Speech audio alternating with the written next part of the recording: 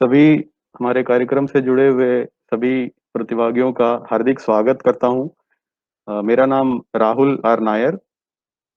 राष्ट्रीय डेयरी विकास बोर्ड सहकारिता प्रशिक्षण विभाग आनंद से आपका इस कार्यक्रम एनडीडीबी संवाद कार्यक्रम में आपका स्वागत करता हूं। आज के संवाद कार्यक्रम में हमारा शीर्षक है दुग्ध उत्पादन के विभिन्न चरणों में दुधारू पशुओं की संतुलित आहार पद्धतियों का महत्व। मराठी में दुभत्या जनावरांसाठी बेताच्या विविध टप्प्यात संतुलित आहार पद्धतीचे महत्व।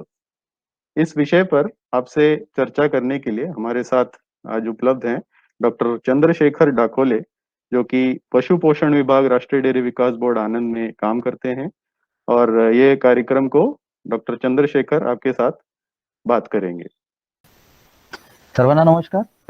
माझं नाव डॉक्टर चंद्रशेखर डाकोळे, पशुपोषण विभाग राष्ट्रीय डेअरी विकास बोर्ड मध्ये। आज आपण ज्या विषयाबद्दल चर्चा करणार आहोत ते आहे दुभत्या जनावरांसाठी त्यांच्या वेताच्या विविध टप्प्यामध्ये आहार संतुलन कशा पद्धतीने करायचं आहे ते आपण आजच्या प्रेझेंटेशन मध्ये बघणार आहोत। तर पहिल्या 2-3 स्लाइड्स आपण एक जनरल गोष्टी बघूया की दूध उत्पादन कशावर अवलंबून असते आणि आहार संतुलन करायचं म्हणजे नेमकं काय करायचं ते अगोदर बघूया आणि त्यानंतर आपण वेगवेगळ्या टप्प्यांविषयी बोलूया। तर दूध उत्पादन आपल्या सर्वांना माहीतच असेल की हे मुख्यतः 3 गोष्टी असतात ज्याच्यावर दूध उत्पादन अवलंबून असते। पहिलं म्हणजे जनावर कुठल्या जातीचं आहे ते एक महत्त्वाचं आहे, त्याच्यानंतर त्याचं पोषण कशा पद्धतीचं आहे दुसरी ही गोष्ट, आणि तिसरं जे आपण रुटीन जे आपलं मॅनेजमेंट असते ज्या पद्धतीचं आपण व्यवस्थापन ठेवतो त्याचं वॅक्सिनेशन, त्याचं डिवर्मिंग, त्याचा गोठा कशा पद्धतीचा आहे, चारा लागवड, या सगळ्या गोष्टी ज्या आहेत त्या आपण व्यवस्थापनामध्ये। तर या 3 गोष्टी आहेत। तर त्यापैकी आपण आज जे बोलणार आहोत ते पशुपोषण या विषयाबद्दल बोलणार आहोत। तर जर आहार संतुलन करायचं म्हणजे काय करायचं, तर जे पोषक तत्व जनावरांना पाहिजे असतात, जनावरांना किंवा कुठल्याही जीवाला ते 6 पोषक तत्व असतात। जर हे 6 पोषक तत्व जर योग्य पद्धतीने आणि योग्य प्रमाणामध्ये जर देता आले तर ते त्याचे जे न्यूट्रिशनचे डेफिशियन्सीचे जे प्रॉब्लेम्स असतात ते सगळे येणार नाही आणि प्रोडक्शनवर त्याचा परिणाम होणार नाही। तर ते 6 पोषक तत्व, हेच 6 पोषक तत्व जे दुधात असतात ते चाऱ्यामध्ये पाहिजेत आणि योग्य प्रमाणात। म्हणजे पहिलं म्हणजे पाणी, त्याच्यानंतर कार्बोदके, प्रथिने, त्यानंतर फॅट किंवा स्निग्धांश ज्याला म्हणू आपण, खनिज आणि विटामिन, या 6 पोषक तत्वांना आपला प्रयत्न असतो की जास्तीत जास्त संतुलित प्रमाणात यातला देता आलं पाहिजे।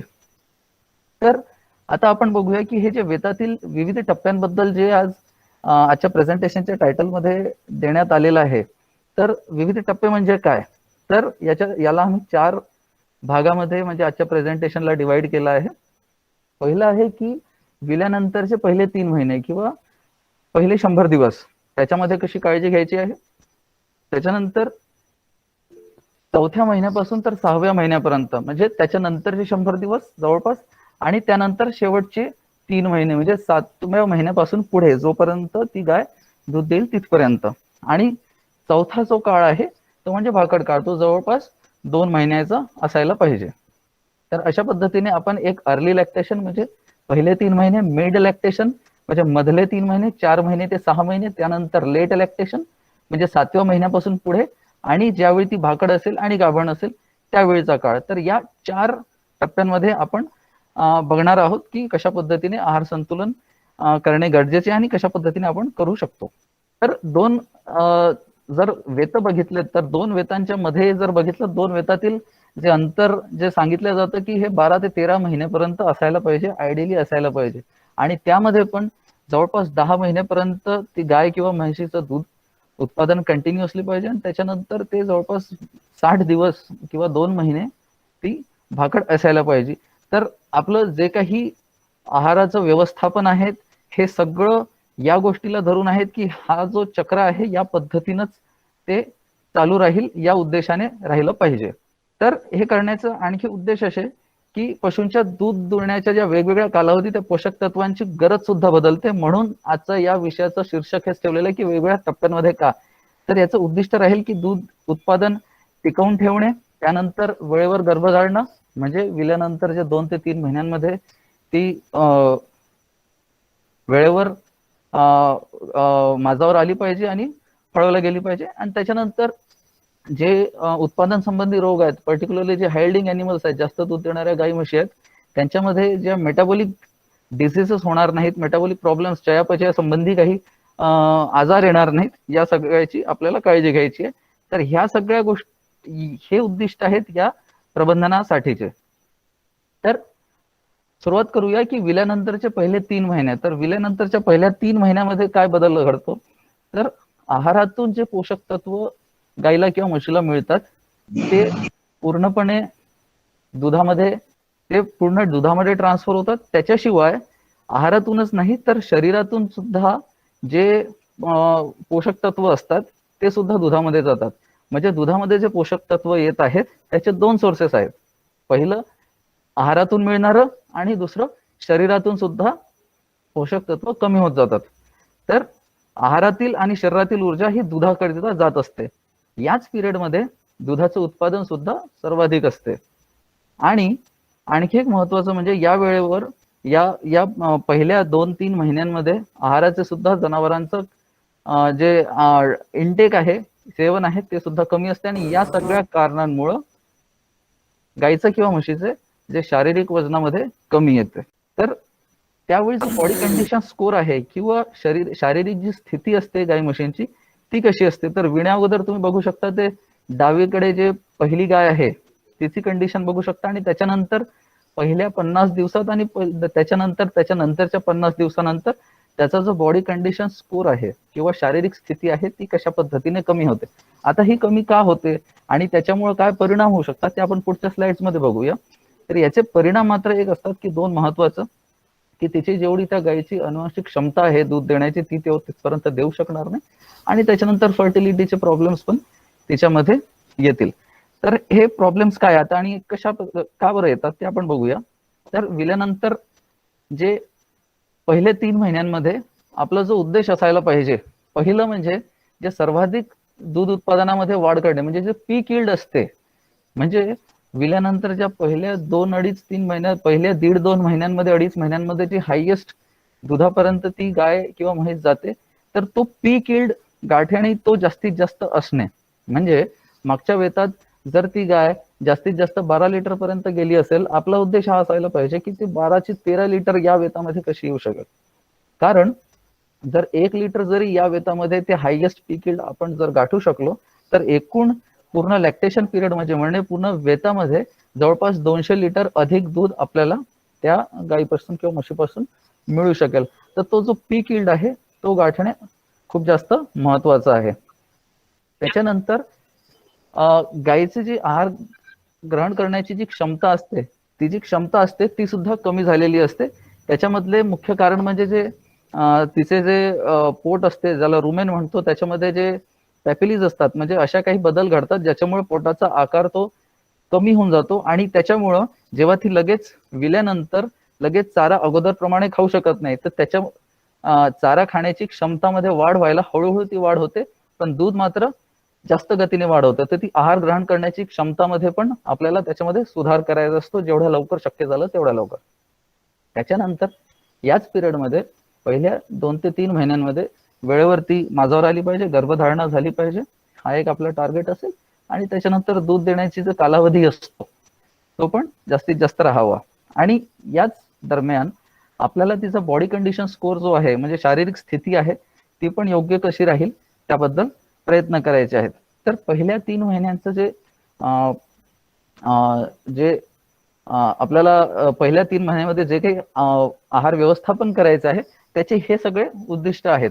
पहिलं म्हणजे जास्तीत जास्त दूध उत्पादन कसं मिळेल, म्हणजे पीक यील्ड वर जी पोहोचायची ती जास्तीत जास्त पीक यील्ड वर कशी पोहोचेल, त्याच्यानंतर ती जास्तीत जास्त चारा कसा खाऊ शकेल, आणि बॉडी कंडिशन स्कोर तिचा व्यवस्थित मेंटेन कसा राहील.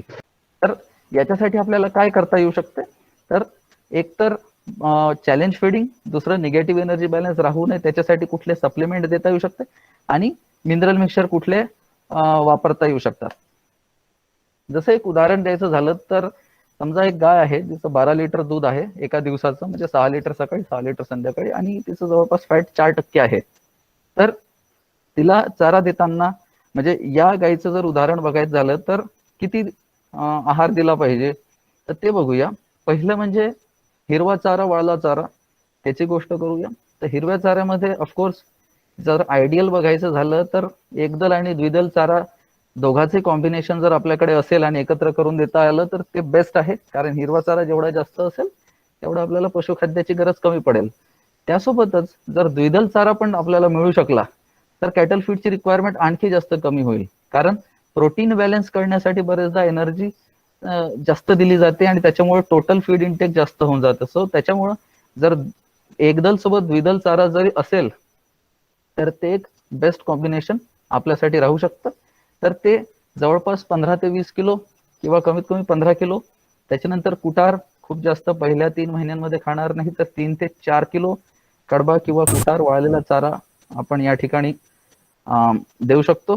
त्याच्यानंतर पशुखाद्य जवळपास 5 किलो. आता हे जर पहिल्या 3 महिन्यांमध्ये जेव्हा आपल्याला तिचं मिल्क प्रोडक्शन जास्तीत जास्त घ्यायचं आणि जास्तीत जास्त ती वरपर्यंत गेली पाहिजे दुधामध्ये, म्हणून इथे आपण कॅटल फीड चांगल्या क्वालिटीचं देण्याचा प्रयत्न करू. चांगल्या क्वालिटी म्हणजे BIS 1 आणि 2. BIS 1 म्हणजे त्याच्यामध्ये 22% प्रथिने आणि फॅट 4% असते. हे आम्ही इथे सजेस्ट करतो कॅटल फीड. आणि सोबत हे अर्ली लॅक्टेटिंग म्हणजे नवीन व्यायलेली आताच विलेली आहे, तर तिच्यामुळे दूध देणाऱ्या कुठल्याही जनावरांमध्ये एनर्जी हे एक क्रिटिकल कंपोनंट असते, क्रिटिकल एक न्यूट्रिएंट असते. त्याच्यामुळं कॅटल फीड सोबतच या पर्टिक्युलरली 3 महिन्यांमध्ये जो धान्य असते म्हणजे एनर्जी ज्याच्यापासून जास्त मिळेल असं कुठलं तरी खाद्य देणं गरजेचं असतं आणि फायद्याचं असतं. त्याच्यामुळं या ठिकाणी 1 किलो आपण तिला धान्य पण देणार. आणि त्याच्याशिवाय 100 ग्राम जवळपास खनिज मिश्रण. खनिज मिश्रण देताना बरेचदा तर जो प्लेन खनिज मिश्रण असतं तेच आम्ही सजेस्ट करतो. बट पर्टिक्युलरली या 3 महिन्यात जर जास्त दूध देणारी गाय असेल तर चिलेटेड मिनरल मिक्सचर जास्त फायदेशीर असू शकते. याशिवाय ही पहिल्या 3 महिन्यांमध्ये असल्यामुळं बायपास फॅट द्यायची का गरज आहे पुढच्या 2 स्लाइड्स मध्ये आपण बघूच. पण या ठिकाणी 100 ग्राम बायपास फॅट, ज्याच्यामुळं त्याचं जे बॉडी वेट आहे जे झपाट्याने कमी होत असते पहिल्या 50 दिवसांमध्ये आणि 100 दिवसांपर्यंत, तर ते कमी होईल. आणि जास्त दूध देणाऱ्या गायींमध्ये जो किटोसिस सारखे जे प्रॉब्लेम्स येतात ते आपण त्याला कंट्रोल करू शकतो. त्याच्याशिवाय सगळ्यात शेवटी बफर लिहिलेलं आहे. बफर म्हणजे जे जास्त दूध देणाऱ्या गाई म्हशी असतात त्यांच्यामध्ये एक सब अक्यूट रुमिनल ऍसिडोसिसचा प्रॉब्लेम असतो. म्हणजे एक जास्त जेव्हा आपण त्याला पशुखाद्य देतो, जास्त दूध देणारी गाय असेल तर तिला साहजिक आपण जास्त पशुखाद्य देऊ. आणि जेव्हा जास्त पशुखाद्य दिले जातं तेव्हा वाळला चारा किंवा हिरवा चारा ती गाय किंवा म्हैस साहजिक आहे की ती कमी खाते. आणि त्याच्यामुळे जे कॉन्सन्ट्रेट म्हणजे खुराक किंवा अलपचं जो प्रमाण असतं ते जास्त असतं आणि त्याच्यामुळे पोटाची ऍसिडिटी थोडी वाढते. आणि या कारणामुळं जे तिच्या दुधाचा जो फॅट पर्सेंटेजवर त्याचा परिणाम येतो आणि दुधावरही येऊ शकतो. तर या गोष्टीला कंट्रोल करण्यासाठी आम्ही सजेस्ट करतो की जे जास्त दूध देणाऱ्या गायी आहेत ऍटलिस्ट 10-12 लिटर किंवा त्याच्या पुढं तशा ज्या गायी आहेत त्यांच्या आहारामध्ये दिवसाला 50 ते 75 ग्राम, इव्हन त्याच्यापेक्षा जास्त दूध देणारी गाय असेल तर तुम्ही 100 ग्राम पर्यंत जाऊ शकता, काय अडचण नाही. तर तेवढं खाण्याचा सोडा एका दिवसाला आपण त्या गायीला दिला पाहिजे. पण बायपास फॅट किंवा हा खाण्याचा सोडा हे जास्त दूध देणाऱ्या गाई म्हशींसाठीच मी इथे सांगतो आहे. त्यानंतर या स्लाइड मध्ये जे मी सांगितलं होतं की बायपास फॅट, तर हे का द्यायचं आहे आणि कोणाला द्यायचं आहे, तर हे द्यायची गरज काय आहे हे मी तुम्हाला इथे सांगतो. की विल्यानंतर या पॉइंट मध्ये बघा की ती विल्यानंतर पहिल्या 1-1.5-2 महिन्यापर्यंत तिचं दूध सर्वाधिक असतं आणि त्याच्यानंतर पुढच्या 6-7-8 महिन्यापर्यंत ती कमी कमी होत जाते आणि त्यानंतर आटते. तर तिचं सर्वाधिक दूध उत्पादन तुम्हाला 1.5-2 महिन्यामध्ये मिळतंय. आणि तर तेवढं जर ती दूध देत आहे तर त्या पद्धतीनं तेवढं इनपुट पण राहिला पाहिजे, म्हणजे तेवढा चारा सुद्धा त्या गायीने खाल्ला पाहिजे. तर चारा खाण्याच्या क्षमतेमध्ये पण ती वाढ होत असते, पण तेवढी झपाट्याने होत नाही जेवढं दुधामध्ये होते. तुम्ही इथे बघू शकता की जे लाल रंगाचा आहे जो ग्राफ आहे तो झपाट्याने वर गेला आणि मग खाली येतो आहे. पण चारा खाण्याची जी क्षमता आहे, जे पिवळ्या रंगाची लाईन आहे ती पण वर जाते पण तेवढ्या गतीने जात नाहीये. चारा त्या पर्टिक्युलर पिरियडमध्ये 1 महिन्यामध्ये किंवा 2 महिन्यापर्यंत तो चारा कमी खाते आणि त्या प्रमाणात दूध मात्र त्या गाईचं किंवा म्हशीचं जास्त असते. आणि त्याच्यामुळे काय होतं की एक मध्ये गॅप तयार होते. तर मी तुम्हाला सांगितलं होतं की हा जो काही दूध उत्पादन आहे फक्त चाऱ्यातूनच होत नाही, तर शरीरातून सुद्धा ऊर्जा किंवा शरीरातून सुद्धा पोषक तत्व ते दुधामध्ये येत असतात. याचा अर्थ शरीराचं वजन त्या पिरियडमध्ये कमी होतं आणि ते या पद्धतीनं होतं. जसं दूध जर पहिल्या 1.5-2 महिन्यामध्ये वाढतं, पण वजन सुद्धा याच पिरियडमध्ये हळूहळू कमी होत असतं, म्हणजे खूप झपाट्याने कमी होतं आणि त्यानंतर हळूहळू ते नॉर्मल मेंटेन होतं, म्हणजे रिकवर होत असते. तर हा जो बॉडी वेट कमी होणे आहे, हे बॉडी वेट कमी होणे, शरीराचं वजन कमी होणे हे परफेक्टली नैसर्गिक आहे. याच्यामध्ये असं काही नाही की असं व्हायला नाही पाहिजे, पण एका लिमिट पर्यंत राहिलं तर हे ठीक आहे, योग्य आहे. पण त्याच्यापेक्षा जास्त झालं तर किटोसिस सारख्या प्रॉब्लेम या गायीमध्ये येऊ शकतात आणि ज्याच्यामुळं सडनली गाई म्हशीचं मिल्क प्रोडक्शन ड्रॉप होऊ शकतं आणि त्याच्यामुळे जो पीक यील्ड यायचा किंवा पूर्ण लॅक्टेशन मध्ये जेवढं दूध ती गाय देऊ शकेल तेवढं ती देणार नाही. तर आपल्याला या ठिकाणी या असेच जे मेटाबॉलिक प्रॉब्लेम्स आहेत ते अवॉइड करायचे आहे. तर यासाठीच आपण हा जो पिरियड आहे ज्या ठिकाणी हा निगेटिव्ह एनर्जी बॅलन्स होतो आहे, म्हणजे एनर्जी जास्त जात आहे दुधाच्या प्रोडक्शन मध्ये, मात्र चाऱ्यामधून तेवढी एनर्जी मिळत नाहीये. तर त्याच्यासाठी आपण बायपास फॅट सजेस्ट करतो. बायपास फॅट सजेस्ट का करतो? कारण बायपास फॅट मध्ये हे जे धान्य असते त्याच्यामधून सुद्धा ऊर्जा मिळते, पण दुप्पटपेक्षाही जास्त ऊर्जा फॅट मधून मिळत असते. आणि असं जर वेगळं फॅट दिलं तर त्याच्यामुळं इनडायजेशनचे प्रॉब्लेम गाई म्हशींना येऊ शकतात, म्हणून बायपास फॅट सजेस्ट केलं जातं. अर्थात हे पुन्हा जे जास्त दूध देणाऱ्या गाई म्हशी आहेत, 8-10 लिटर आणि त्याच्या पुढे जे आहेत त्यांना द्यायची गरज आहे. तर याच्यामुळे होणार काय आहे, तर जी ऊर्जेची कमतरता आहे आणि त्याच्यामुळं जे त्याच्या शारीरिक स्थिती म्हणजे बॉडी कंडिशन स्कोर जो कमी झालेला आहे त्याच्यामध्ये सुधारणा व्हायला लवकर मदत होईल. बॉडी वेट मध्ये जे कमी होते ते एका लेवल पर्यंत येईल, त्याच्यापेक्षा जास्त होणार नाही. त्याच्यानंतर जे दूध जे पोषक तत्वांची गरज आहे, पर्टिक्युलरली एनर्जी आणि कॅल्शियम याची गरज याच्यावरून पूर्ण होईल आणि त्याच्यामुळे फर्टिलिटी सारख्या प्रॉब्लेम्स मध्ये पण अडचणी येणार नाहीत. आणि ऑफकोर्स सगळ्यात महत्वाचं म्हणजे मेटाबॉलिक प्रॉब्लेम्स किंवा चयापचय संबंधी जे आजार आहेत त्यावर आपण कंट्रोल करू शकतो. तर हे किती द्यायचं आहे, तर हे 100 ते 150 ग्राम पर्यंत आपण देऊ शकतो किंवा मशीनमध्ये 150 ते 200 ग्राम पर्यंत देऊ शकतो. आणि हे कधी द्यायचं आहे, तर विण्याच्या आपण 1-2 आठवडे अगोदर सुरू करायचं. कारण आपल्याला माहित असते ती गाय किती लिटर दुधापर्यंत मागच्या वेतात गेली होती. जर जास्त दुधाची असेल तर हे अगोदर पासून आपण हे यासारखे प्रॉब्लेम अवॉइड करण्यासाठी आपण हे विण्याच्या अगोदर 1-2 आठवडे अगोदर सुरू करायचं आणि त्याच्यानंतर 2 ते 3 महिन्यापर्यंत त्याला कंटिन्यू करायचं आणि त्याच्यानंतर आपण हे बंद करू शकतो. दुसरी गोष्ट एक आणखी एक टर्मिनॉलॉजी असते ज्याला चॅलेंज फिडिंग म्हणतात. ते सुद्धा आपण विल्यानंतर जो म्हणजे विल्याच्या पहिल्या 3 महिन्यात आपण हे करू शकतो. म्हणजे चॅलेंज फिडिंग म्हणजे काय, तर अनुवांशिक क्षमतेनुसार दूध उत्पादन जर पाहिजे असेल किंवा त्या लेवल पर्यंत आपल्याला न्यायचं असेल तर त्या पद्धतीने खाद्याचे प्रमाण वाढवणे. म्हणजे काय की विल्यानंतर लगेच दुसऱ्या आठवड्यापासून जो आपण नियमित आहार देतो, जेवढं तिचं दूध आहे, जेवढं प्रोडक्शन आहे त्याच्यानुसार तर द्यायच, पण त्याच्याशिवाय अतिरिक्त अर्धा किलो किंवा 1 किलो किंवा 1.5 किलो अतिरिक्त पशुखाद्य किंवा धान्य अधिक चालू करावे. तसेच याला वाढत्या दुधासोबत यालाही थोडं थोडं वाढवावं. म्हणजे उदाहरण द्यायचं झालं तर जर समजा माझ्या गाईचं दूध जर 14 लिटर असेल, 7 लिटर सकाळी 7 लिटर समजा, तर तिला आहार मात्र 15 लिटर किंवा 16 लिटर करिता द्यावा. That is challenge feeding. म्हणजे तिला आपण चॅलेंज करतो आहे की अजून थोडं जास्त देऊन जर तिचं दूध वाढू शकतं का त्यासाठीचा प्रयत्न करणे. आणि जर दूध उत्पादन वाढवल्यानंतर खाद्य किंवा आहार वाढवल्यानंतर सुद्धा दूध उत्पादन तेवढंच राहत असेल तर आपण त्याच कंडिशनवर म्हणजे मग त्याच्यानंतर खाद्य वाढवायचं नाही, जेवढं दूध असेल त्याच्यानुसारच तिला चारा द्यायचा. तर हे होतं पहिल्या 3 महिन्यांमध्ये आपण कशा पद्धतीने कुठल्या गोष्टीची काळजी घेतली पाहिजे. आणि त्याच्यामध्ये आपण उदाहरण पण बघितलं एका 12 लिटर गाईचं किती जे काही खाद्यपदार्थ किती द्यायचे आहेत ते सगळं बघितलं. आता आपण बघणार आहोत की वेल्यानंतर 4 ते 6 महिन्यांमध्ये काय होत असते. तर 4 ते 6 महिन्यांमध्ये जो काही आहारातून जो काही पोषक तत्व मिळतो हे पूर्ण दुधामध्ये जात आहे. जसं पहिल्या 3 महिन्यांमध्ये काय होतं की आहारातून सुद्धा पोषक तत्व दुधात जात होते आणि शरीरातून सुद्धा जात होते. बट हळूहळू 3 महिने झाल्यानंतर शरीरातून निघणे बंद होऊन जाते. जो काही आहारातून असते ते दुधामध्ये सगळे रिफ्लेक्ट होते आणि यावेळी आपलं दूध उत्पादन बऱ्यापैकी स्थिर राहते. त्याच्यामध्ये जी घट होत असते ती तितकी फास्ट होत नाही जी याच्या नंतरच्या फेजमध्ये होईल. तर हा जो मधला टप्पा आहे 4 ते 6 महिन्याचा, याच्यामध्ये काय आपले टार्गेट्स असायला पाहिजे, तर चारा खाण्याची जी क्षमता आहे त्या गायीची किंवा म्हशीची ही जास्त बेटर अगोदरपेक्षा जास्त राहिली पाहिजे. कारण ज्या पहिल्या 3 महिन्यांमध्ये तिचं वजन कमी झालेलं आहे ती लवकर रिकवर होणे गरजेचं आहे.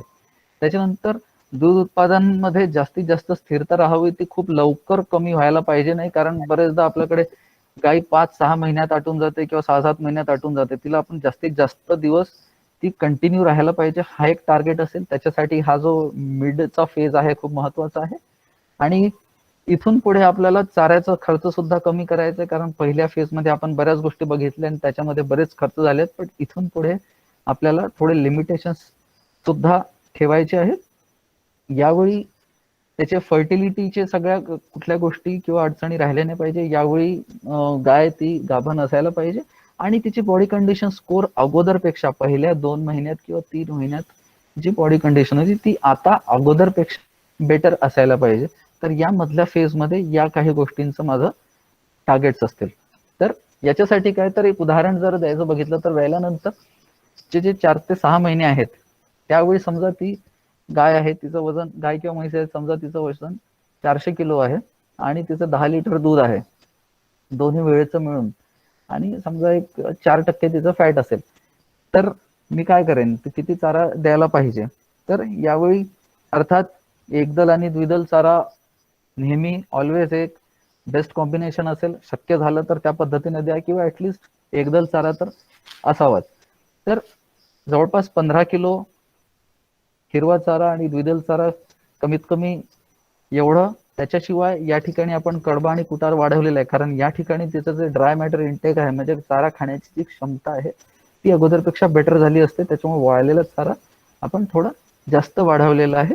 याच्याशिवाय पशुखाद्य आणि धान्य हे जवळपास आपण 4-4.5 किलो घेतलेलं आहे आणि खनिज मिश्रण एवढ्या गोष्टी ठेवलेल्या आहेत. या ठिकाणी खाण्याचा सोडा तेव्हाच द्यायचा जेव्हा दूध उत्पादन 10 लिटर किंवा त्याच्यापेक्षा जास्तच असेल किंवा खुराक ही आपण 5 किलो किंवा त्यापेक्षा अधिक देतो आहे दिवसाला, तर त्या कंडिशन मध्ये खाण्याचा सोडा देऊ शकतो. अदरवाईज या फेज मध्ये गरज नाही. अर्थात मी तुम्हाला सांगितलंच होतं हे का द्यायचं आहे, कारण त्यावेळी आपण कॅटल फीड किंवा कुठली कॉन्सन्ट्रेट किंवा कुठली जे खुराक असते किंवा अलप असतो त्याचं प्रमाण जास्त असते आणि त्या मानाने तिचं चारा किंवा वाळला चारा किंवा हिरवा चारा कमी खाईल आणि त्याच्यामुळं ऍसिडोसिसचे प्रॉब्लेम येऊ शकतात. ऍसिडोसिस म्हणजे तेवढं दिसणार नाही, पण ते खूप कमी स्वरूपाचा तो एक ऍसिडोसिस राहू शकतो, जो कळणार पण नाही आणि दिसणार पण नाही. बट त्याच्यामुळे जो फॅट मध्ये जो प्रॉब्लेम यायचा तो येऊन जातो. त्याला अवॉइड करण्यासाठी खाण्याचा सोडा आपण या ठिकाणी देऊ शकतो. ओके, सो हे झालं मधली फेज, ज्याच्यामध्ये 4 ते 6 महिन्यांचा जो पिरियड होता. त्याच्यानंतर विल्यानंतर 7 महिन्यापासून पुढे, 7 महिन्यापासून 9 महिने किंवा 10 महिन्यांपर्यंत काय करायचं आहे, तर या ठिकाणी जो काही चारा खाल्ला जातो तो सगळं, तो त्यातलं काही भाग दुधामध्ये येतो आणि काही पोषक तत्व ते शरीरासाठी येतात. आणि हा पिरियड असतो ज्यावेळी ती जास्तीत जास्त बॉडी रिकवर होत असते गाय म्हशींची आणि ती पुढच्या वेतासाठी तिचं शरीर तयार होत असते.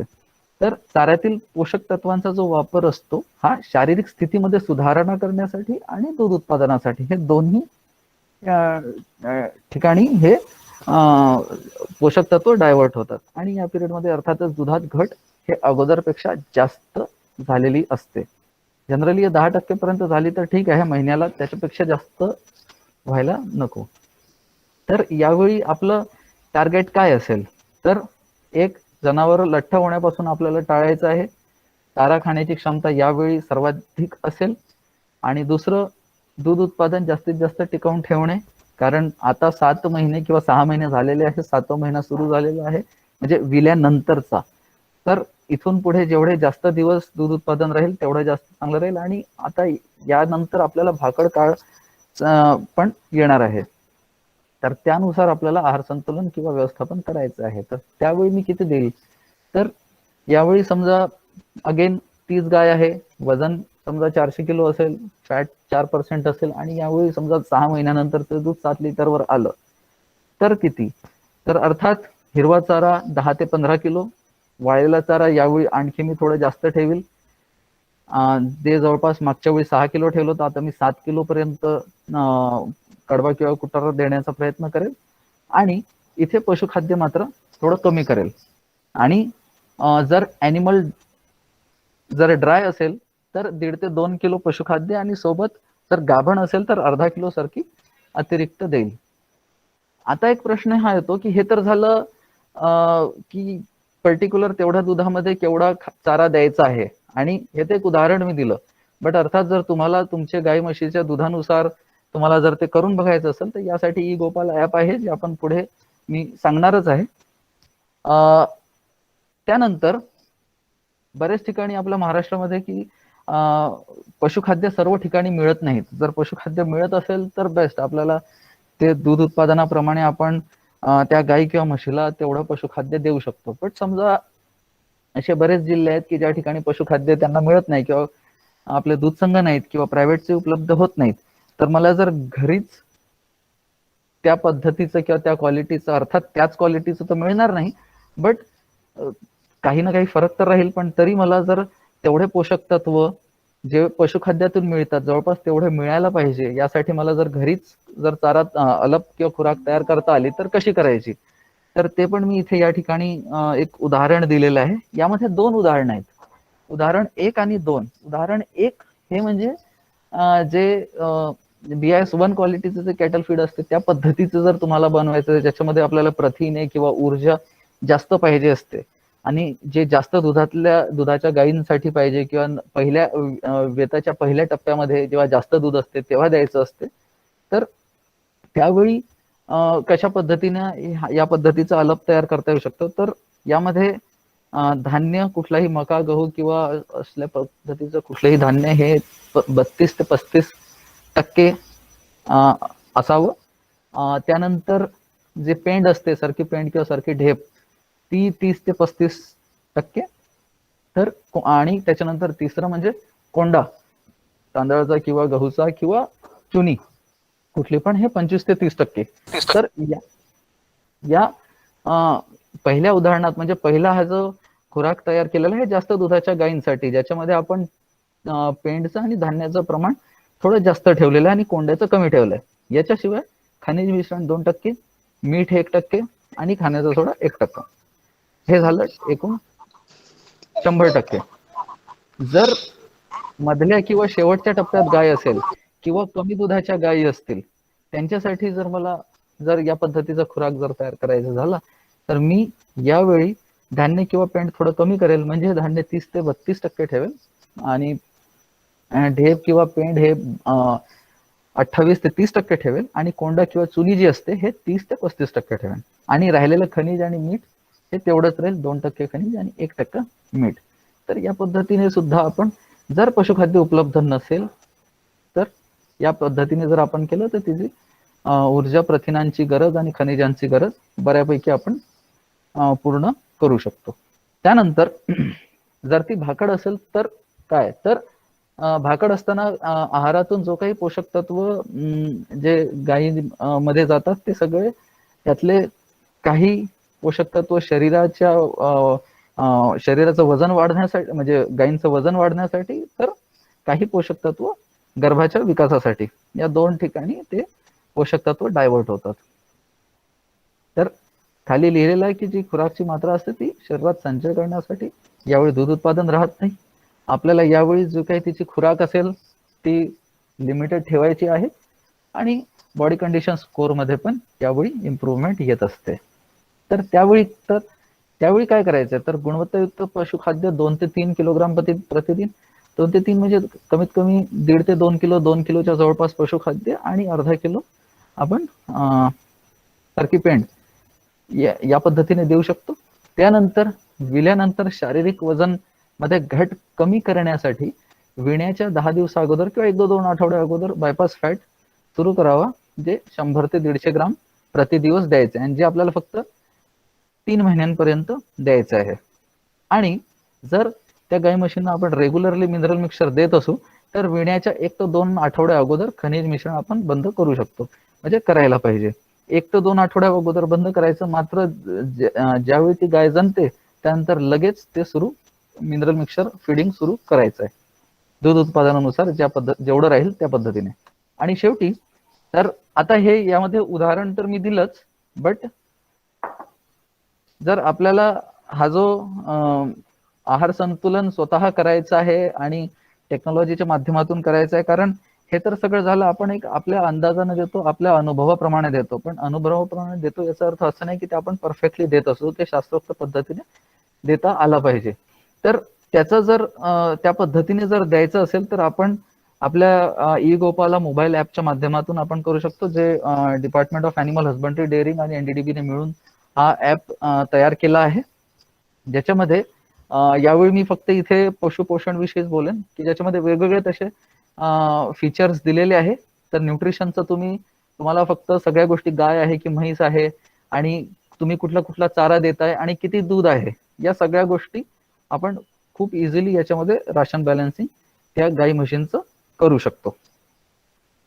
तर काही लक्षात ठेवण्यासारख्या गोष्टी म्हणजे अशा की प्रजननच्या कार्यक्षमतेसाठी ऊर्जा, प्रोटीन, मिनरल, विटामिन हे सगळे खूप महत्वाचे आहेत. निगेटिव्ह एनर्जी बॅलन्स टाळण्यासाठी तर म्हणता येणार नाही, निगेटिव्ह एनर्जी बॅलन्स तर राहील, म्हणजे जे ऊर्जेची कमतरता आहे पहिल्या 2-3 महिन्यांमध्ये ती कमी तर राहील, पण ती एका लिमिटपेक्षा जास्त नसावी आणि त्याच्यासाठी जास्त दूध देणाऱ्या गाई म्हशींना आपण बायपास फॅट देऊ शकतो.